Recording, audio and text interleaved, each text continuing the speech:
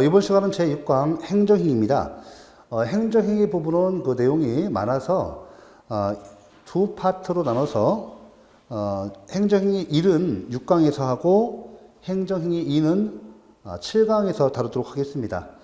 먼저 행정행위 의부터 실효까지 매우 중요하고 우리 행정법의 중심적 개념이 됩니다. 제1편에서 행정상 법률관계에서 권력관계이죠. 행정상 법률관계는 크게 공법관계와 사법관계로 나누어지고 공법관계는 다시 한번 권력관계와 관리관계로 나눠지고 있는데 이 공법관계에서 본래적 의미 공법관계, 권력관계에서의 행위가 바로 이 편에서는 행정행위로 나옵니다. 또 이 행정행위는 우리 행정법 강의 학상, 우리 학자들이 편의상 약속된 개념으로서 만들어낸 것입니다. 그래서 학문상 용어이고 실정법상 우리 행정절차법이라든지 행정심판법, 소송법에서는 처분이라고 합니다. 그래서 우리 행정행위와 처분과의 관계도 이렇게 좀 알아봐야 할 것 같고, 자 그러면 처음부터 이제 쭉 나가도록 하죠. 빠르게 지금 그 기초 이론 강의이니까 빠르게 개념 위주로 보고 체계만 파악하시면 돼요. 그래서 반복해서 봐주시기 바랍니다. 자, 행정이 의인데 먼저 학문상 개념이다. 실정법상 용어 아니에요. 자, 학문상의 개념이고 실정법상으로는 인가, 허가, 면허, 결정, 재정 등이 여러 가지 명칭으로 규정되어 있고요. 이러한 용어들이 공통점을 포괄하는 개념이 뭐다? 행정행위다. 그래서 선뜻 이 행정행위 개념이 잘 안 들어오는 겁니다. 법률 용어가 똑같습니다. 거의 다 그렇습니다. 자, 이 개념이 유래한 것은 독일 등 행정재판제도를 갖고 있는 대륙법계국가에서 비롯됐고요. 여기는 다른 일반적인 행정작용과는 다른 특수한 법적 효력을 인정합니다. 그래서 이런 특수한 법적 효력이 인정되는 행위를 행정행위라고 합니다. 그 다음에 이러한 작용, 즉 행정행위만을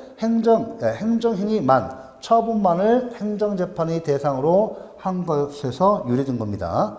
그러니까 국가 행정작용 중에서 이 행정행위에 해당하는 것만 바로 행정재판, 행정소송의 대상으로 해서 어떤 위법할 때 구제를 주는 거예요. 나머지 행정작용은 행정재판, 행정소송을 통해서 구제를 안 해줍니다. 그런 것은 다른 제도, 행정상 손해전보제도, 손해배상이나 손실보상제도를 통해서 구제를 해줍니다.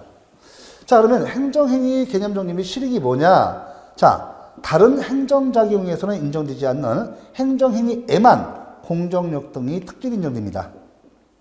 또 행정쟁송, 항고쟁송이죠. 행정심판과 항고소송, 행정소송 중 항고소송이 저기 대상으로 인정됩니다. 다시 한번 행정행위에 대해서만 이와 같이 행정쟁송이 대상이 된다. 다른 행정적용은 안 됩니다. 자, 그죠? 그 다음에 행정행위 개념인데, 최협의설의 통설입니다. 통설만 보도록 하죠. 행정청이 구체적 사실에 관한 법 집행으로서 행하는 권력적, 단독적 공법행위를 말한다. 자, 행정행위와의 구별 개념에서 행정소송법상의 처분과의 관계죠. 이 행정행위와 우리 실정법인 행정소송법상, 즉 쟁송법상 처분 개념이 같은 것이냐 다른 것이냐 이걸 논하는 것이 문제의 소재예요. 그러니까 학문상 용어인 행정행위가 한마디로 이 행정소송법상의 처분 개념으로 그대로 규정되어 있느냐 아니면 새로운 더 넓은 개념으로 더 넓은 개념으로 만들어졌느냐가 문제되고 있는데, 자, 그래서 우리가 여기 실체법상 행정행위 개념, 그죠? 그 다음에 바로 행정쟁송법상 처분 개념, 이 관계입니다. 보시면 실체법상 행정행위 개념 이렇게 보세요. 여기까지는 똑같아요. 용어는 약간 다르다 하더라도 그 내용은 똑같습니다. 근데 잘 보세요. 꼬리가 하나 더 있죠. 그렇죠? 지금 현재 쟁송법상 처분기념설이 현재 다루설입니다.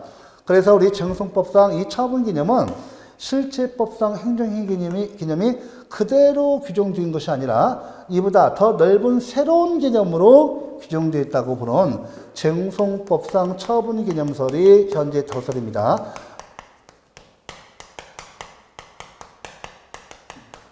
됐죠? 이것이 덧설이다. 간단히 받으시기 바랍니다. 이거 하나 더 있잖아요. 자, 이어서 학설 여기 쭉 나오죠. 실체법적 개념설, 일원설. 요거는 그대로 학문상 행정의 개념, 실체법적 행정의 개념이 그대로 처분 개념으로 규정됐다고 보는 거. 쟁송법적 개념설, 이원설이죠. 학문상 용어인 실체법적 행정의 개념 요거하고 쟁송법상 처분 개념은 또 다르다. 다르고 처분 개념이 새로운 개념으로 더 넓은 개념으로 다시 만들어졌다는 것이죠. 요것이 덧설입니다. 자, 행정의 특성 보세요. 특성 보시면 다른 행정작용에서는 인정되지 않는 이런 특성들이 인정된다는 거예요. 요거는 이제 행정의 일반적 특성. 이것은 실정법에 의해서 인정되는 효력에 불과합니다. 꼭 기억하셔야 돼요. 법률적 합성, 그 다음에 공정성, 구성요건적 특성, 존속성 또는 확정성, 불가쟁성, 불가변력으로 나눠지죠. 이건 뒤에서 행정행위 효력과 관련돼서 또 배웁니다.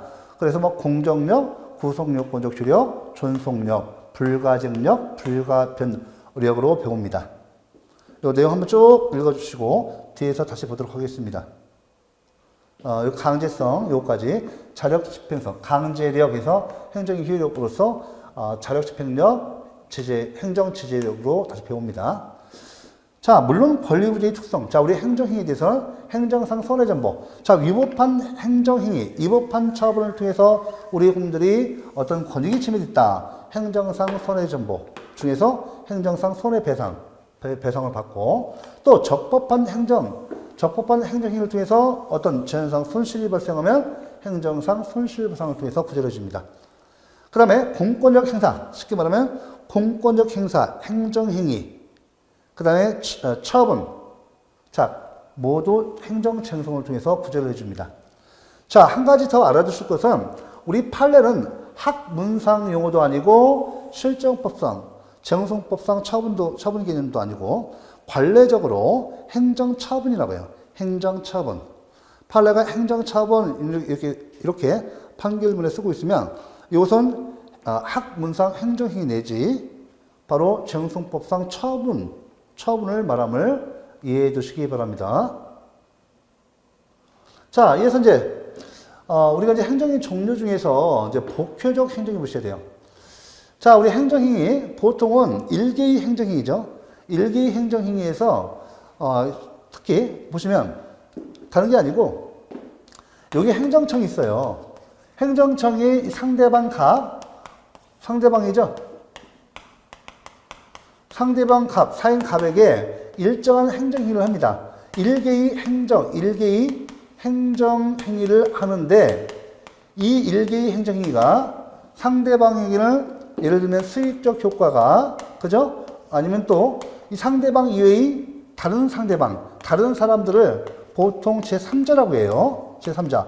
타방타자라고 합니다. 타방타자인데 이 침익적 효과가 이렇게 발생하는 경우. 또 반대로 이렇게 침익적 효과가 발생하고 수익적 효과가 이렇게 발생하는 경우가 있어요. 이렇게. 서로 이해가 상반되죠? 서로 이해가 상대방과 타방, 제3자의 이해관계가 대립되는 것을 말합니다. 그래서 복효적 행정이 요거는 우리가 제3자적 행정이라고도 하는데 보통 의도 보시면 광의 복효적 행정위는 혼합효 행정위와 협의 복효적 행정위로 나눠집니다. 혼합효 행정위 요거는 법적 문제가 안 돼요. 법적인 문제가 안 되고 이 협의 복효적 행정위 이게 문제됩니다. 지금 제가 이 그림 그린 것은 협의 복효적 행정위를 말하는 거예요. 제가 앞으로 제3자요 행정위, 복효적 행정위, 앞으로 복효적 행정위라고 말씀드리면 협의 복효적 행정위로서 제3자요 행정위를 말합니다.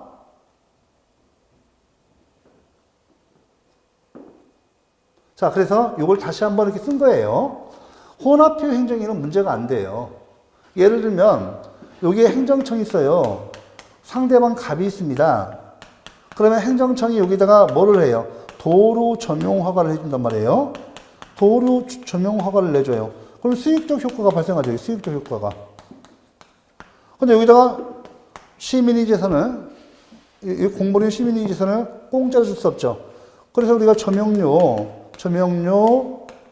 납부를 갖다가 조건으로 해요. 부과를 붙이는 거죠. 그럼 이거 뭐예요? 이거는 침입적 효과. 이렇게 되는 거예요. 요거는 이렇게 되죠. 그러니까 상대방 한 명만 있죠. 이게 바로 혼합표 행정이에요. 한마디로 부관부 행정위. 요거는 법적 분쟁의 소지가 작기 때문에 보통 우리가 이것은 이제 혼합표 행정인데 이건 별로 안 다루고 이 제3자유 행정위 요걸 다룹니다. 이해가 상반되지 않습니까? 하나의 행정행위에서 이렇게 상대방에게 수익적 효과가 다른 상대방에게는 침입적 효과. 예를 들면 LPG 충전소 설치하러 갔다가 갑에게 대줘보세요. 이 사람 수익되죠. 인근 주민도 어떻게 해요? 침입적 효과가 발생하죠? 이런 거. 자, 이런 겁니다. 그래서 이걸 다 말씀드렸고, 여기 이제, 여기 내용에서, 여기, 그 다음에 요 예를 또, 말씀드렸습니다. 그러니까 우리가 요 예를 쭉 한번 읽어주시고요. 자, 제3자유 행정의 특색, 다시 한번 제3자의 권익구제를 위해서. 자, 그러면 왜 이런 복효적 행정이, 자, 우리가 복효적 행정은 제3자유 행정입니다. 협의 복효적 행정인을 의미하고 제3자요 행정인을 말하는 거예요. 그럼 왜 제3자요 행정인을 말하는가 하면 보통 근거법률은 행정청과 그 상대방만을 규정하고 있어요. 왜냐하면 이 제3자는 누군지 모르지 않습니까? 그러니까 규율하지 못하죠. 하지만 오늘날 이 제3자를 보호하는 규정이 점차로 근거법률에 많이 나타나기 시작합니다. 자, 그래서 요건데 제3자유 행정위 또는 복효적 행정위를 인정한 실익이 뭐냐? 이 제3자에게 이렇게 되는 경우. 아니, LPG 충전소 설치가 LPG 충전소 설치 허가 처분을 갖다 이렇게 상대방에 내줘요. 뜻하지 않게 인근 주민들 그죠? 집값 떨어지고 사고 날 수 있고 언제 그죠? 매연 소음, 분진 이런 그 손해가 발생한단 말이에요. 그럼 제3자가 가만히 있겠습니까? 예전에는 이렇게 막 데모를 막 하는 거예요. 데모를 막 데모를 하고 사회적인 혼란이 커지고 또 그리고 국가사회가 민주화되다 보니까 우리 국민들이 권리 주체성, 권리에 대한 자각이 이루어지고 눈을 뜨죠.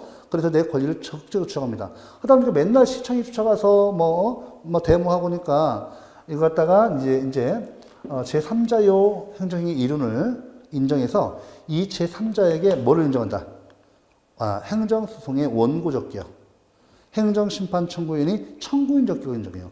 데모만 하지 말고 데모에서 안 되면 바로 소송을 통해서 행정심판을 통해서 구제받으라. 그래서 행정심판이 청구인 적격, 행정소송이 원고 적격을 인정하기 위해서 인정합니다. 서로 이해가 상반되죠? 그래서 이런 내용을 한번 봐주시기 바랍니다. 이 내용의 특색, 이거 한번 읽어주시기 바랍니다. 자, 이제 우리가 쭉 보고, 이번에는 행정의 종류로서 기속행위와 재량행위를 보도록 할게요. 기속행위와 재량행위. 자, 용어 개념, 이제 좀 낯설죠? 우리가 이제, 그 다음에 이 불합정 개념과 판단여지 개념 좀 봐두셔야 돼요. 기속행위와 재량행위 이쪽에서 늘 시험에서 잘 나옵니다. 매우 중요해요. 여러분들, 기속행위를 위반하면 위법이 돼요. 이 재량행위를 위반하면 원칙적으로 재량을 그르치면 부당히 그칩니다. 그래서 여러분들 그 기속행위와 재량행위 구별 실익이 바로 뒤에 나오는데 먼저 여기 기속행위 개념 보시죠. 자, 행정법규가 어떤 요건에 해당될 때 어떤 행위를 할 것인가의 여부에 일의적, 확정적으로 규정함으로써 행정청은 법규가 정한 바를 단순히 집행하는 데 그치는 경우의 행위를 말한다.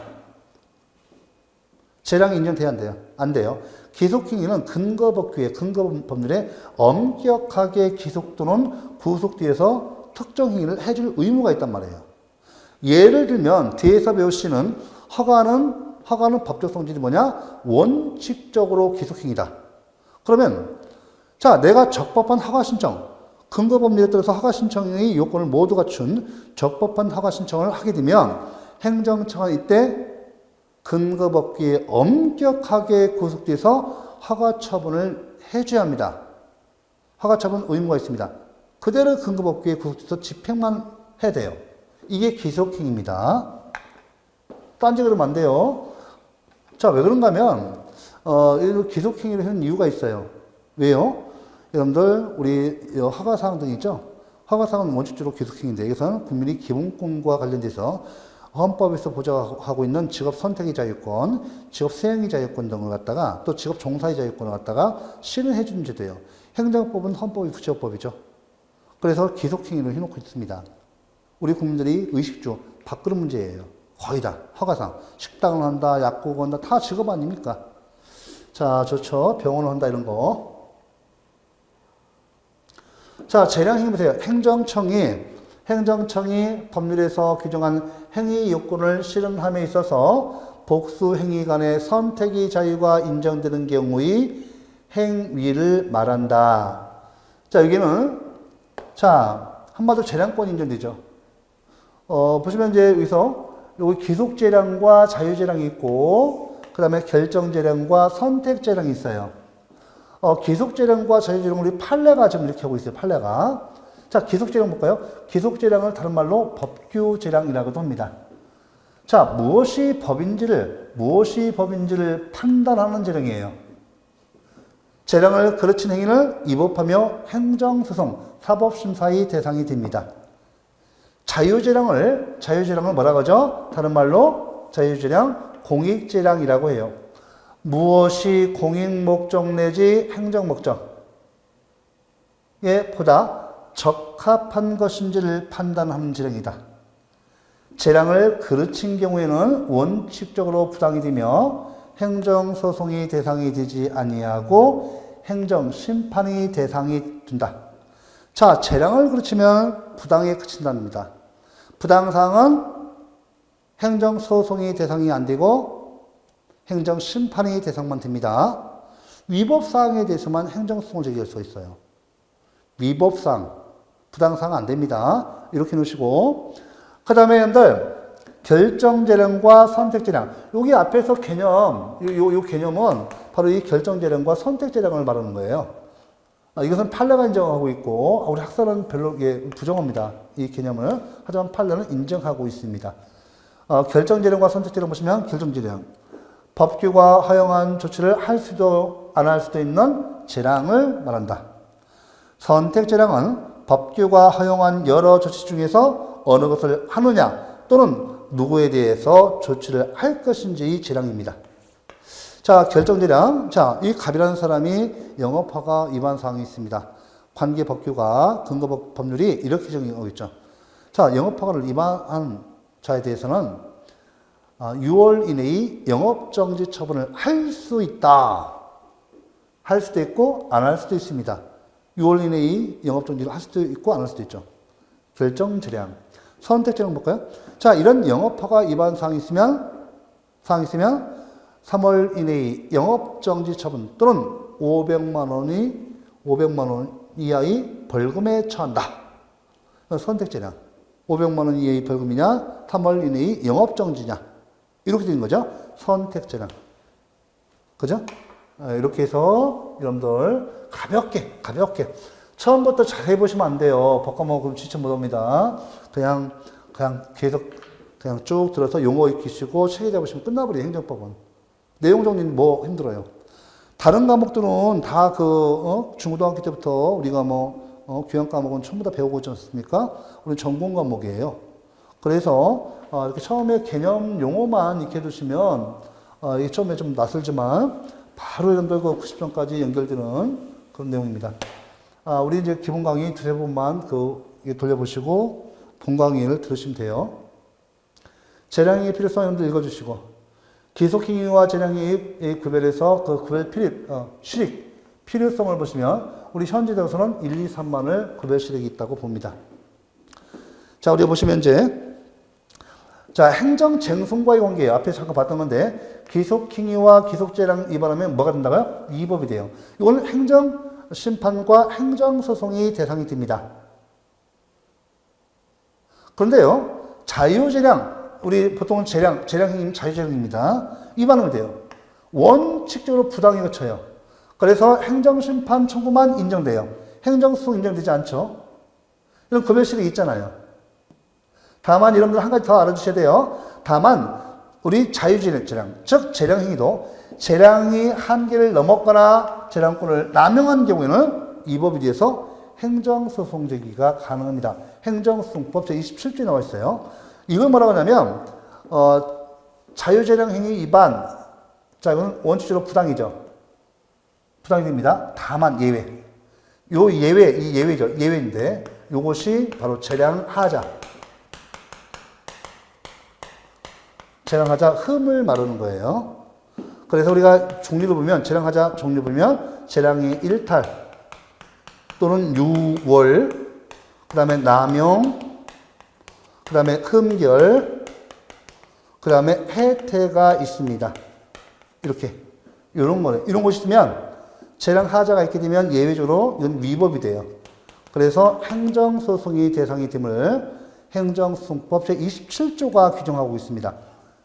행정소송법 제27조는 이 두 가지만 규정되고 있는데 하나는 예시 규정이에요. 나머지 흠결과 해태도 모두 인정되고 있다. 자, 이어서 두 번째 공권 성립과의 관계예요. 기속행위의 경우는 너무나 당연히 공권이 성립합니다. 당연히 공권 성립에서 논할 실익이 없어요. 이때 재량행위의 경우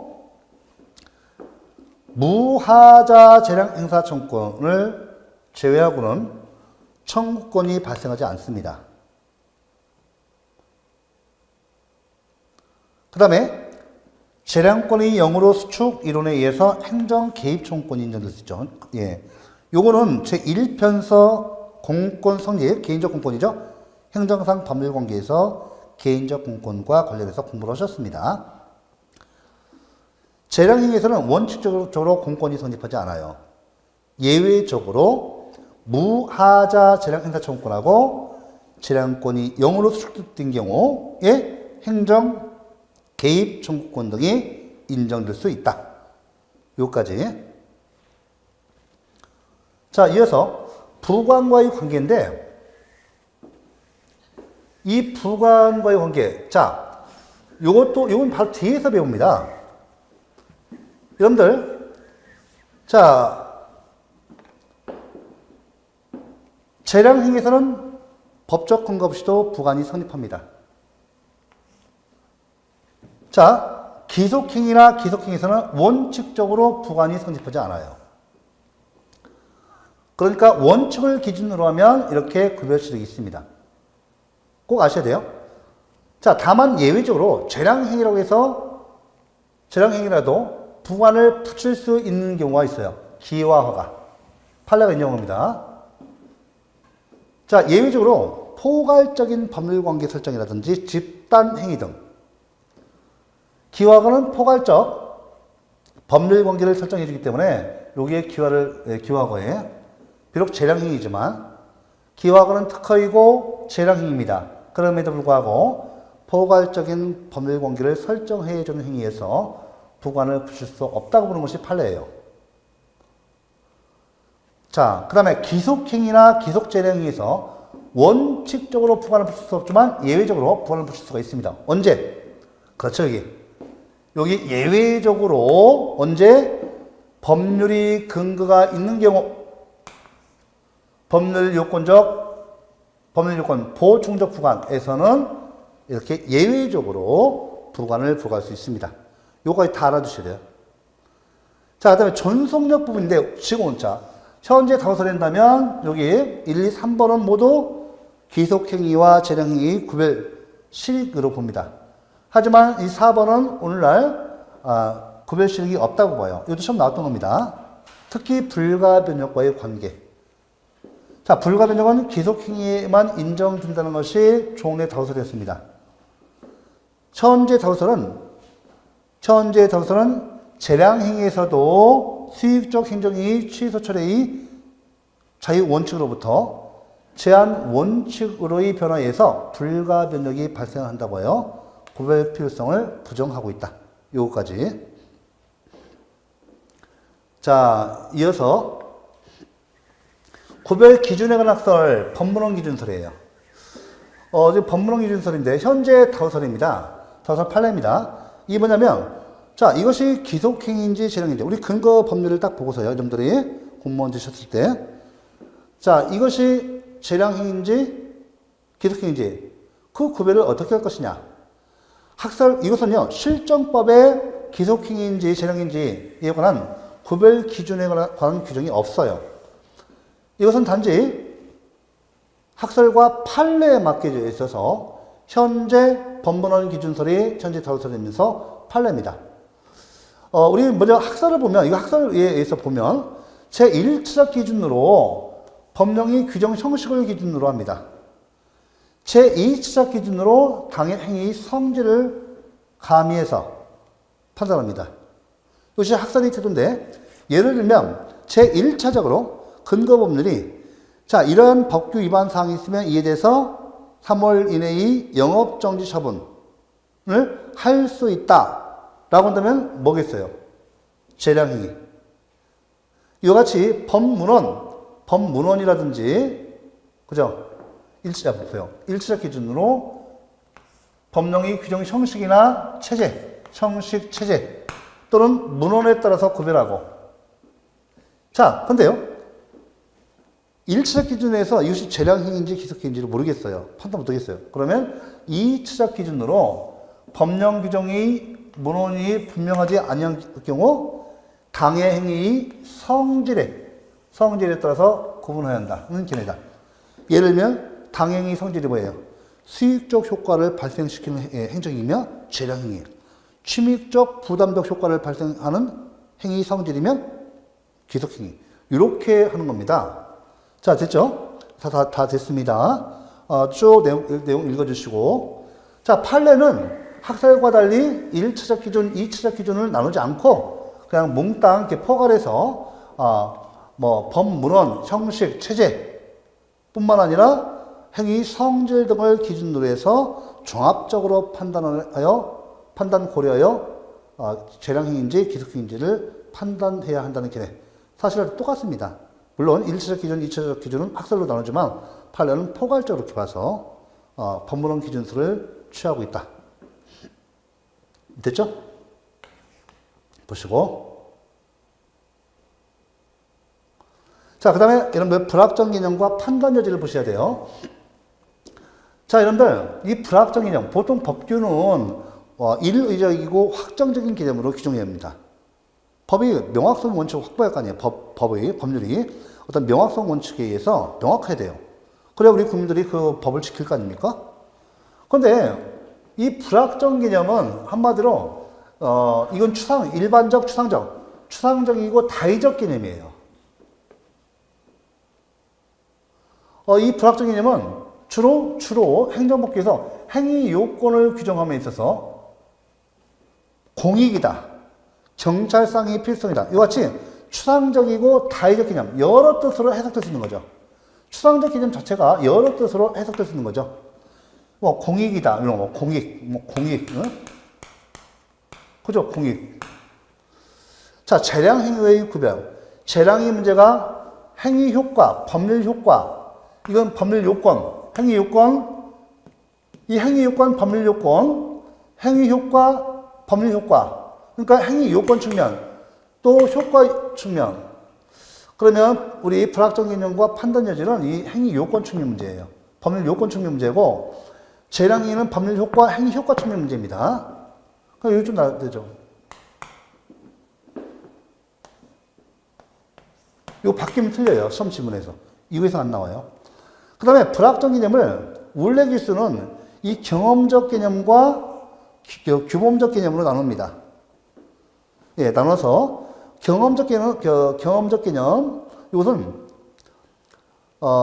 우리가 일상생활 경험 법칙에 따라서 일상생활 경험 법칙에 따라서 객관적으로 그 내용을 확정할 수 있는 불확정 개념을 말해요. 야간 공개 장소. 야간은 우리가 어떻게 해요? 일상생활 경험 법칙에 따르면 일몰 후 일출 전에 어둑어둑해서 안 보이죠? 야간이라고 보는 거예요. 공개 장소, 그죠? 백화점 이런 거, 철도 역사 이런 거, 버스 역사 이런 거. 이런 것들 공개 장소 있죠? 오전 6시부터 저녁 12시까지 이렇게. 개방 시간이 있죠. 자, 규범적 개념, 가치 개념은요. 가치 판단의 객관적 기준이 존재하지 않아 해석자의 주관적 판단을 갖다가 요하는 불확정 개념을 말합니다. 그렇죠? 공공이익, 공익, 줄여서 공공이익이 뭐예요? 공익이죠. 경찰상의 필승 등이죠. 그래서 원래 기수한다면 불확정 개념과 판단 여지에서 판단 여지가 인정되는 거. 이게 다 시험 지문이에요. 판단 여지가 인정되는 건 뭐예요? 요거 아니에요. 요게 인정된다는 거예요. 판단 여지. 원래 기수한다면 판단 여지가 인정되는 개념은 경험적 개념이 아니라 규범적 개념 또는 가치 개념에서 인정될 뿐이다. 이거 원래 기수의 견해 알아주시고 이것이 시험에서 2번 정도 나왔습니다. 자, 이어서 여기 보시면 이제 그 내용 보시도록 하죠. 쭉 보셔야 돼요. 그래서 판단 여지서 판단 여지는 뭐냐면 우리 행위 요건, 법률 요건 측면에서 원래 법원이 우리 법 해석권 불확정 개념은 결국 법 해석 문제예요. 법 해석 문제고 이 법 해석은 결국 법률 문제입니다. 최종적인 법 해석권은 우리 법원이 갖고 있어요. 그런데 여러분들 행정의 전문성, 기술성 때문에 자, 우리 법원에 맡기는 것보다 행정기관이 더 행정에 관해서 전문성과 기술성을 가지고 있기 때문에 일치적 판단권을 어떻게 돼요? 행정기관에 맡기는 판단 여지를 인정하는 것이 판단 여지설입니다. 행정법규와 행정행위의 요건에 대해서 불확정 개념으로 규정하고 있는 경우 그에 대한 행정청의 판단이 법원의 판단을 대체할 수 있음을 인정하는 견해이다. 그죠? 그래서 재량과의 구별은 재량은 행위 효과 측면 문제죠. 이 판단 여지는 불확정 개념 관계에 대해서 행위 요건 측면 문제이다. 그 이론이 내용이 되어 있는 거예요. 자, 우리 판례는 판단 여지를 인정하지 않습니다. 우리가 지금 학설이 판단 여지와 재량을 구분해야 한다는 것이 현재 우리 행정법 법계의 다루설인데요. 판례는 판단 여지를 인정하지 않고 이 판단 여지를 재량 문제로 보고 있다. 여기까지. 이 내용 쭉 읽어주셔야 합니다. 그래서 내용을 쭉 한번 봐보세요. 판단 여지 인정력이요. 이거 판례는 다 재량으로 봅니다. 재량으로. 자, 마지막으로 우리가 이제 법률 행위적 행정위와 준 법률 행위적 행정위, 행정위 종류죠. 여기 보시면 법률 행위적 행정위는 자, 행정청이 의사 표시를 구성 요소로 하고 표시된 의사의 내용에 따라서 법적 효과를 발생하는 행위를 말하는데 그 법률 효과의 내용에 따라서 다시 명령적 행위와 형성적 행위로 나눠집니다. 쉽게 말하면 행정청이 의사 표시를 그 요소로 하고 그 표시된 효과 의사에 따라서 법률의 효과가 발생하는 행위를 말해요. 여기는 명령적 행위와 형성적 행위로 나눠진다. 자, 명령적 행위 보시면 뭐가 있어요, 여기? 먼저 하명이죠, 하명. 하명, 의법가요? 하명이라면 국가의 일반 통치권에 근거하여 국민이 자연적 자유를 제한하고 의무를 부과하는 행정행위를 말한다. 여기는 뭐가 있다, 형식? 법규 하명과 하명 처분이 있다. 이때 법규 하명은 이것은 행정행위가 아닙니다. 이 하명 처분이 바로 행정행위예요. 법규 하명도 인정됩니다. 하지만 행정행위는 하명 처분이고요. 개별 처분과 일반 처분 형식으로 행해집니다. 개별 처분은 특정인에 대한 것이고요. 일반 처분은 불특정 다수인에 대한 겁니다.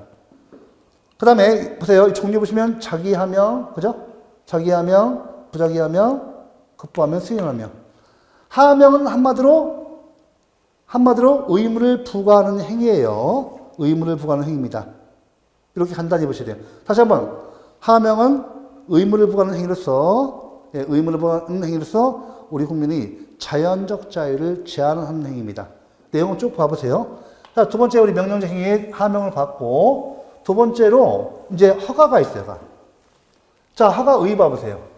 허가라면 법령에 의한 일반적, 상대적 금지를 특정한 경우에 해제하여 적법하게 일정한 사실 행위 또는 법률 행위를 할 수 있도록 자연적 자유를 회복시켜주는 행정행위를 말한다. 자, 중요한 걸 기속행위라는 꼭 아셔야 돼요.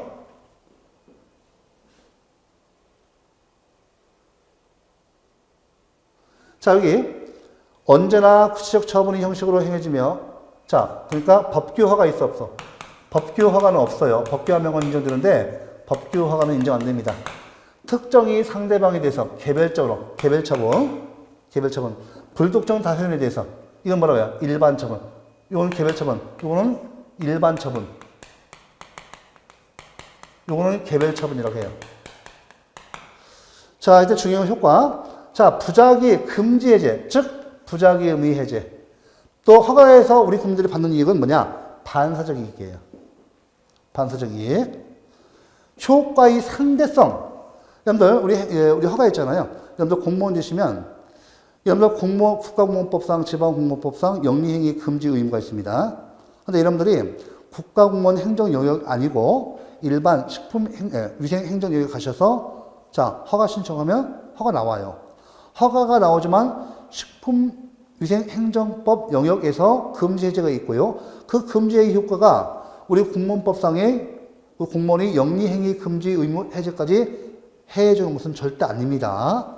그래서 효과의 상대성, 그리고 해당 행정 영역에서만 금지 해제가 있고 다른 행정 영역의 금지까지 해제하여 주는 것은 아니에요. 이 면제가 있는데요. 면제 여기 보세요. 면제라면 법령에 의해서 부과된 자기, 급부, 수인 의무 등을 특정한 경우에 해제하여 주는 행정행위를 말한다. 그러니까 허가와 면제의 차이점 딱 한 가지예요. 허가는 부작위 의무 해제. 여기 면제는 우리 군면제, 병역면제 있죠? 군면제. 그죠? 그 다음에 세금 면제 이런 거. 그러니까 자기, 급부, 수인 의무를 해제하여 주는 것이 면제예요. 차이가 그거밖에 없습니다. 이 내용이 나왔습니다. 봐주시고. 자, 우리 형성적 행위. 두 번째, 법률 행위적 행위에서 형성적 행위. 자, 이거 보시면 우리 특허. 먼저 제일 먼저 특허를 보겠습니다. 이 내용 읽어주시고요. 특허 보시면 특정인을 위해 중요하죠. 이 특정인을 위해서 새로운 법률상의 힘을 부여하는 행위다. 권리 능력 등을 설정해주는 행위다. 그래서 우리 형성적 행위, 수익적 행위, 쌍방적 행위. 자, 중요합니다. 자유재량 행위, 재량행위예요. 허가는 아까 기득행위로 봤지만 우리 특허는 일반적으로 원칙적으로 재량행위입니다. 효과. 자, 특허에서 상대방에게 권리 능력 기타 법률상 힘이 인정됩니다. 자, 그리고 특허에서 설정되는 권리는 공권일 수도 있고 사건일 수도 있어요. 자, 이렇게 해서 이거 내용, 예를 좀 알아두시기 바랍니다. 예. 기여가 공무원의 임명행위. 여러분, 임명행위도 특허예요. 이 내용 간단히 받으시고. 자, 이어서 인가죠. 인가는 우리가, 보호중행위. 우리 행정청이 사연을 대신해서 또 아니면, 인가는 한마디로 이렇게 보세요. 제3자의 법률적 행위. 중요합니다. 이 법률적 행위를 보충하여 법적 효과를 완성시켜주는 행정행위다. 그래서 보충행위예요. 우리 행정청이 하는 거죠. 대상, 인가의 대상이 되는 행위는 공법상 또는 사법상의 법률 행위만이 돼요. 공법상 또는 사법상의 법률 행위만이 그 대상이 된다. 자, 인가의 효과, 제3자의 법률적 행위의 효과가 완성됩니다. 구체적 예를 꼭꼭 암기해야 돼요. 그러니까 특허, 허가, 특허, 인가, 하명, 허가, 특허, 인가, 예. 다 알아주셔야 돼요. 꼭 알아주시고. 자, 대리. 타자, 다른 사람이 해야 할 행위를 우리 행정청이 대신하여 행함으로써 그 타자가, 그 다른 사람이 행한 것과 같은 법적 효과를 일으키는 행정이에요. 자, 대리 중요합니다. 대리는 사법상의 대리가 아니라 공법상의 대리이고 임의 대리. 임의 대리가 아니에요. 법정 대리입니다. 중요합니다. 우리 행정인으로서의 대리는 바로 임의 대리라면 틀려요. 공법상 대리입니다. 그 예를 갖다가 꼭 암기하셔야 돼요. 짝씩 잘 나옵니다. 자, 이어서 준 법률 행위정이 나오는데 요거 내용을 좀 보시면 자, 이것은 준 법률 행위정은 의사표시 이외의 정신적 작용, 즉 판단, 인식, 관념 등이 있으면 바로 법률의 규정에서 직접 법규가 정하는 바에 따라 법적 효과가 발생합니다. 여기는 확인, 공중, 통지, 수리 행위가 있어요. 여기 통, 수, 학 이렇게 이제 암기해 놓으십시오. 공통수학. 자, 여기 이제 처음에 확인이 있죠. 확인과 공정의 차이점이 뭐냐? 확인은 행정상 특정한 사실 또는 법률 관계의 존보에 대해서 존보에 대해서 의문이나 다툼이 있는 경우 행정청이 이를 공적으로 확인 판단하는 행위예요. 그래서 준사법행위, 계속행위. 그 예를 다 알아두셔야 돼요. 이거. 여러분들 발명 특허는 이름이 특허에 들어갔지만 특허가 아니라 확인임을 꼭 아셔야 합니다. 5번 나왔어요. 나머지 예를 알아두시고 공정 보세요. 행정상 특정한 사실 또는 법률관계인들을 공적으로 증명하는 행위. 의문이나 다툼이 전제되잖아요. 그러니까 의문이나 다툼이 전제되고 이건 의문이나 다툼이 전제되지 않습니다. 우리 공정서라 가자 하지 않습니까? 자, 이렇게 해서 여기까지 그 예를 각종 등기부, 각종 공보, 각종 공부의 등기, 등록, 등재 이런 건 전부 다 공정이에요. 자, 여러분들 요거 예를 보고 예를 맞춰보세요. 자, 여러분들 제가 문제를 내면서 맞춰보세요. 시험은 이렇게 나옵니다. 여러분들 합격자 결정과 합격 증명서의 발급에 대해서 그 법적 성질을 옳게 연결한 것은 그럴 때 합격자 결정은 확인, 합격 증명서의 발급은 공정 이렇게 찾기 나옵니다. 1번, 2번, 3번, 4번 질문 통해서 문항수로 나옵니다. 자, 그러죠. 이렇게 해서 쭉 내용 보시면 그 다음에 통지 종류, 의사의 통지와 관념의 통지가 있죠. 의사의 통지 보시면 대집행위, 계고, 납세의 독촉 등이 있습니다. 요 예를 좀 알아두세요. 관념의 통지 보시고 수리 이제 우리 수리를 요하는 신고, 요하지 않는 신고 배우셨죠. 그 다음에 행정심판 청구서의 수리 이런 거, 행정소송제기의 수리 이런 행위입니다. 그래서 이 내용을 갖다가 내용을 쭉 한번 읽어주시기 바랍니다. 이상으로 좀 우리 내용을 봤는데 행정행위가 내용이 굉장히 많습니다. 그래서 이렇게 개념 위주로 해서 빠르게 내용을 한번 읽어주시기 바랍니다. 예, 수고 많으셨습니다.